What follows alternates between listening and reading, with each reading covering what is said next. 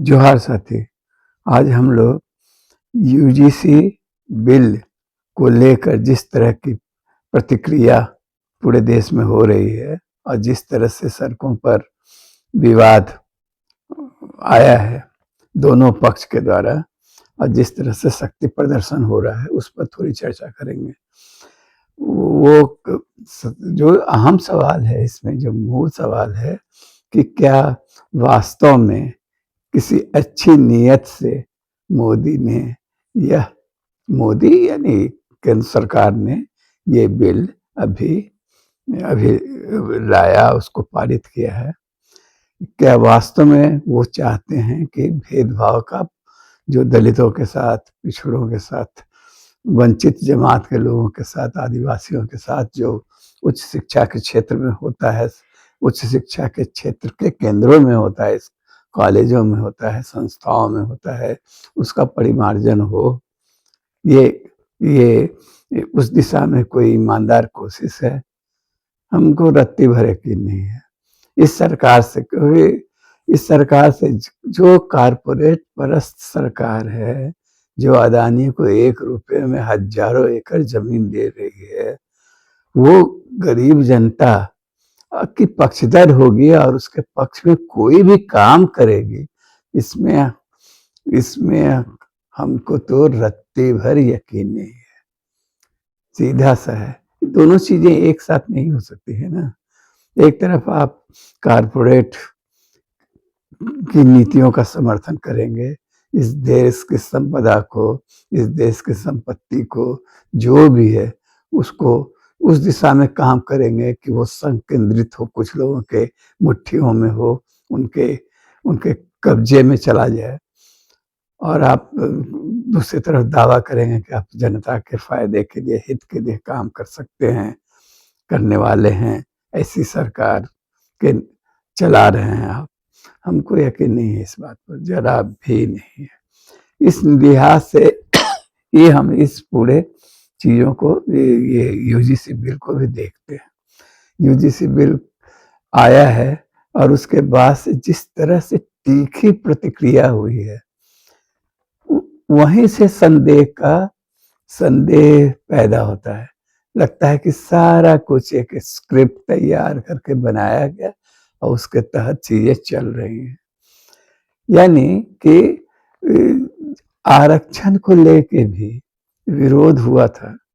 आरक्षण हम लोग थे उस समय, सामाजिक जीवन में सक्रिय थे और देख रहे थे चीजों को। आरक्षण को लेकर भी तीखी प्रतिक्रिया हुई जब हुआ, पिछड़ों के लिए आरक्षण सुनिश्चित हुआ, उसके घोषणा हुई। उसके बाद जिस तरह का वो चला, उस दौर को भी देखें। लेकिन इस बार जो हुआ है, जिसको देखकर वो जो काम जो था, जो बिल से जो उत्तेजना जितनी फैलनी चाहिए थी, उससे 100 गुनी ज्यादा या बहुत ज्यादा उससे रिएक्शन दिखाई दे रहा है। यहीं से संदेह होता है कि ये मोदी की एक सातिराना चाल है। वो आप कल्पना कीजिए ना कि जैसे वो बिल में है ही क्या, बिल में बस इतना है, बिल में बस इतना था कि हर संस्थान, हर शैक्षणिक संस्थान, उच्च शिक्षा के शैक्षणिक संस्थान अपने अपने केंद्र में, अपने यहाँ एक ऐसी कमेटी का गठन करेंगे जिसमें नुमाइंदगी होगी पिछड़े दलित ओबीसी समूह के, दलित लोगों के, आदिवासी लोगों के और खास करके महिलाओं का रिप्रेजेंटेशन उसमें होगा। और वहाँ शिकायत दर्ज होगी तो उस शिकायतों का परिमार्जन होगा। लेकिन जाहिर सी बात है कि वो कोई भी शिकायत जब आप दर्ज करेंगे तो उसका मूल्यांकन होगा, उसकी जांच पड़ताल होगी, उसके बाद ही ना कुछ होगा। तो ये कोई ऐसा भयानक चीज या ऐसी चीज नहीं थी जिसको लेके इतना बड़ा रिएक्शन जो हुआ देश में वो होता। यानी भयानक रूप से प्रदर्शन, उसके अलावा ये एलानिया कहना कि हम सब एकदम इस्लाम धर्म कबूल लेंगे, तो मोदी की आलोचना, उस सरकार की आलोचना, केंद्र सरकार की, और जिस तरह से हुआ सड़कों पर गर्जन तर्जन, और तरह तरह के लोग, साधु संत भी इस मामले में उतर गए। यानी पूरा ऐसा लगा कि जैसे कोई तूफान आ गया है इस चीज को लेके। और उसके बाद तुरंत तो उसका रिएक्शन नहीं हो, उसके बाद जो ओबीसी समूह है या पिछड़े दलित समूह है, उसके तरफ से भी शक्ति प्रदर्शन सड़कों पर हो रहा है। तो ठीक है, चलिए साथी, ये तो अपना है क्रिया प्रतिक्रियाएं और इस तरह का, लेकिन इसके पीछे की मंशा क्या है? सुप्रीम कोर्ट तो उसको रोक लगा ही चुका है, और देखिए वो किस रूप में होगा आगे भी। लेकिन उस कोई भी घटना होती है तो आपका मूल्यांकन करने का, इससे फायदा किसको हुआ? इससे कोई भी घटना आप कह सकते हैं कि आपराधिक घटना हो या कोई भी घटना अच्छी है बुरी, तो इसका लाभ किससे होता है? जो भी कदम सत्ता उठाती है, इसके सरकार उठा रही है, तो उससे उसका मूल्यांकन आप कैसे करेंगे? कुल मिला के इसका लाभ तत्काल किसको होता दिखाई दे रहा है?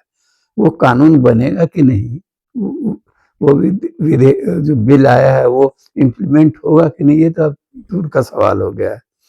लेकिन हाँ, उसको लेकर रिएक्शन और प्रतिक्रियाएं होगी, और इसका लाभ किसको होगा? जाहिर सी है कि इसका लाभ बहुत हद तक, काफी हद तक मोदी को होने वाला है। एक छवि बन रही है कि मोदी भी ओबीसी समूह के या दलित और आदिवासियों के सबसे बड़े हितैषी हैं वो। क्योंकि विपक्षी दलों की प्रतिक्रिया बहुत इसको लेकर किंग कर्तव्य विमूढ़ वाली रही है, कोई साफ नहीं रहा है।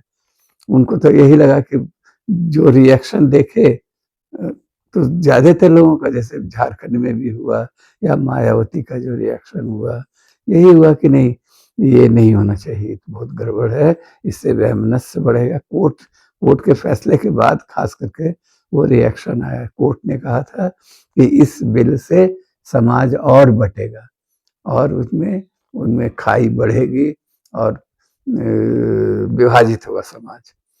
और इसके रिएक्शन के इसलिए तत्काल तो स्टे लगा दिया गया, और बाद में भी फैसला अभी चलेगा, कई सुनवाई होगी, देखिए क्या होता है। सुप्रीम कोर्ट ही जिस तरह से त्वरित गति से इस मामले में फैसला लिया और तुरंत घोषणा कर दी, सारा कुछ लगता है कि एक खूब बढ़िया कुछ समझ कोई जो स्क्रिप्ट लेखक होता है उसने बनाया, इसको लिखा, और उसके हिसाब से मंचन हो रहा है, जिसका कुल लाभ ये है कि मोदी जो सवर्णों के समर्थक लगते हैं, कॉर्पोरेट परस्त तो हैं ही, और जो पूरी भाजपा है वो जो भाजपा या पूर्व रूप में जनसंघ जो था, जिससे निकल के भाजपा बनी, या जो संघ परिवार है जो है, वो सब तो मनुवाद के समर्थक हैं, कट्टर समर्थक लोगों की जमात है, और वो सवर्णों के हित का ही काम करते हैं। ये अलग बात है कि संसदीय राजनीति के लिए और उसमें सत्ता में आने के लिए उनको वंचित जमात का सपोर्ट चाहिए ही, क्योंकि वो तो मुश्किल से अधिकतम 10% 90% तो बहुजन ही। तो इसलिए तो इसमें एक साजिशाना या सातिराना जो चाल है, वो ये जो साफ दिखाई देता है वो कि मोदी और संघ परिवार लगातार, यानी भाजपा और संघ परिवार लगातार इस यकीन इस बात में यकीन करती थी कि भारत हिंदू राष्ट्र है, माने हिंदू बहुल देश है, इसको हिंदू राष्ट्र होना चाहिए। इस लाइन पर काम करते रहे हैं शुरू से, पिछले 100 वर्षों से। और वो मान के चलते हैं जब जो विभाजन है उसमें वर्ण व्यवस्था के कारण जो हुआ है, इसको पाट दिया जाए किसी तरह, इसको किसी को ढक दिया जाए, और धर्म के नाम पर जो एकीकरण होगा धार्मिक उन्माद पैदा करके, वो बहुजन जब हिंदू जनता एक हो जाएगी, उसमें एकीकरण होता है, तो उसका राजनीतिक लाभ उनको मिलेगा, और वो धीरे धीरे उस चीज को करते रहे और उसमें सफल भी हुए। धर्म के नाम के पर जो राजनीति हो रही है पूरे देश में, और पिछले वो तो 100 वर्ष से हो रही है, जब से आरएसएस का जन्म हुआ तब से ही हो रहा है, लेकिन धीरे धीरे शुरू में उसको तवज्जो नहीं दिया गया, जनता ने भी नहीं दिया, और वो लेकिन धीरे धीरे करते करते समझिए कि 80 के दशक से शुरू हुआ, और वो इस मुकाम तक अब पहुंच गया है कि वो सत्ता पर काबिज है। लेकिन उस इस सत्ता पर काबिज तो हो गए वो, देश का हिंदूकरण करके या हिंदुओं को एकजुट करके धर्म के नाम पर उन्होंने बरगला कर। लेकिन अब शायद ये अगला स्टेप है, क्योंकि ये बात भी धीरे धीरे वो संघ परिवार और भाजपा और इनका पूरा जो कुनबा है वो समझ रहा है कि जनता को बहुत दिनों तक धर्म के नाम पर भरमाया नहीं जा सकता है। जो आर्थिक क्षेत्र में इनकी विफलता है, जिस तरह से बेरोजगारी बढ़ रही है, लोगों में निराशा, और जिस तरह का हालात बनते जा रहा है, मतलब दो ही तो हम तो हमेशा से मानते रहे कि दो संकट है हमारे देश के सामने, वो है गरीबी और दूसरी है विषमता। गरीबी है, इसको लेकर कोई हमको संदेह नहीं है, ना हम किसी तरह के भ्रम में है। जब आप 80 करोड़ जनता को सरकारी राशन पर जिंदा रखे हुए हैं और मुफ्त राशन देने का अभियान चलाए हुए हैं, इसी से पता चलता है आपके देश में गरीबी है। कोई खुददार आदमी मुफ्त में राशन लेके जीवन यापन नहीं करना चाहेगा। यानी आर्थिक स्थिति बहुत खराब है, तभी कुछ ऐसा चल रहा है, इसलिए हालात तो सुधरा नहीं है।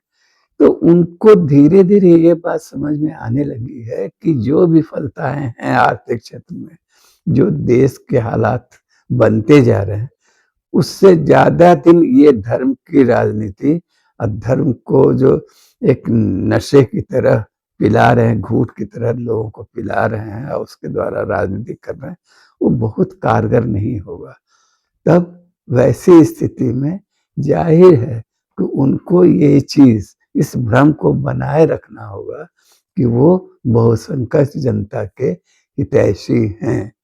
और वो एक तो सीधा सा है कि कितनों है सवर्ण तो ले देकर 10% से भी कम ही है। 90% में तो जो पिछड़े हैं, दलित हैं, अल्पसंख्यक हैं, ओबीसी समूह के हैं, उसमें भी सबसे बड़ा समूह ओबीसी समूह है। ये अपना जो उस ये ये भ्रम बनाने में सफल रहे हैं कि ये ओबीसी के समर्थक हैं,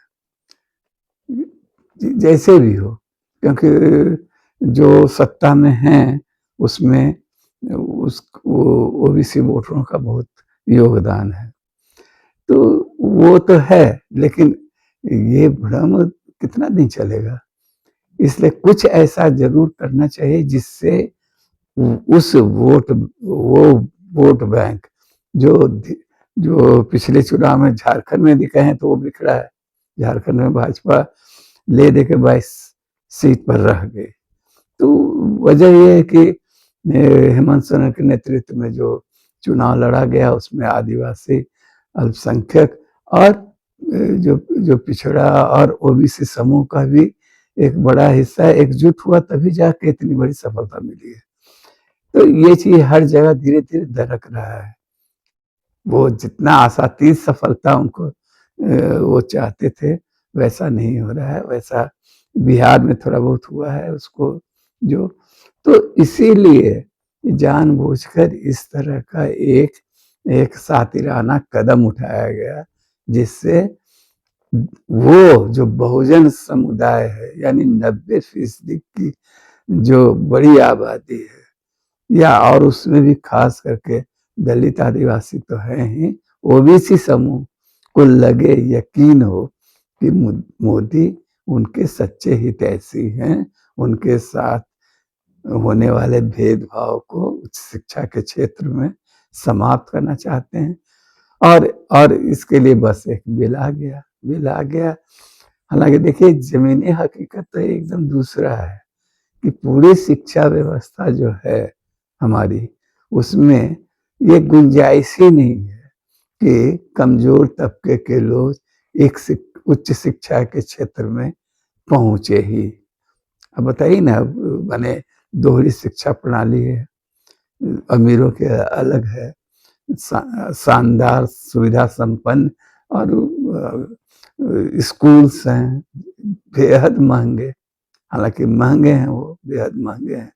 और गरीब जनता के लिए, यानी दलितों के लिए, आदिवासियों के लिए, ओबीसी समूह के लिए, उन लोगों के लिए है सरकारी स्कूल, जहाँ की शिक्षा व्यवस्था एकदम चौपट हो चुका है। वहाँ ना पढ़ाई लिखाई का वातावरण है, ना वहाँ संसाधन है वहाँ।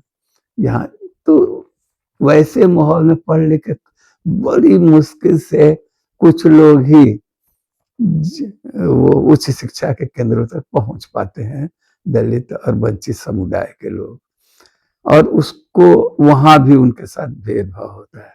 तो इसलिए यदि इस बिल से जो बुनियादी समस्याओं को तो दूर नहीं करता है, यानी आधारभूत जो संकट है उसको तो कोई, उसका तो कोई समाधान नहीं करता है, लेकिन इसी व्यवस्था में यह भ्रम बनाता है कि यह सरकार या मोदी उच्च शिक्षा के क्षेत्र में जो भेदभाव यदि होता है उसके परिमार्जन की दिशा में सक्रिय होने वाली है, हो रही है, वो इस बिल से परिलक्षित होता है। और बस इतना ही है। और ये इसको इसी नजरिए से आप देखेंगे तभी आप पूरे खेल को समझ पाएंगे। तो ये इसको लेके जितना जो शिक्षा के क्षेत्र में जो गैर बराबरी विषमता पैदा करने वाली जो मूल समस्याएं हैं उसके तरफ से ध्यान हटाने के लिए, और आर्थिक रूप से जो जो भयानक विफलता का शिकार ये देश हो रहा है आर्थिक क्षेत्र में, बेरोजगारी के क्षेत्र, जो बेरोजगारी पैदा हो रही है उस, और भी जिस तरह का जो यहाँ का तेजी से लोग मजदूर बनते जा रहे हैं, और मजदूरी भी सब तरह का श्रम कानून खत्म करके उनको भयानक शोषण वहां भी है। इन सब समस्याओं से नजर हटाने के लिए, उन समस्याओं को माने मुख्य एजेंडा वो रहे संघर्ष का, इससे भटकाने के लिए इस तरह की चीजें की जाती हैं, और मोदी ने की है। इसका थोड़ा बहुत यदि लाभ होगा तो गरीब जनता को या वंचित जमात को तो कुछ होने वाला है नहीं। बस हाँ, एक छवि ये जरूर बढ़ रही है कि मोदी ओबीसी के और वंचित जमात के समर्थक हैं, वो भेदभाव समाप्त करना चाहते हैं उच्च शिक्षा के क्षेत्र में, और यही सातिराना खेल था, और इसके कारण ये सब हुआ है। खैर, आप विचार कीजिएगा इस बात पर, इस पहलू से भी इन चीजों को देखिएगा। जोहार।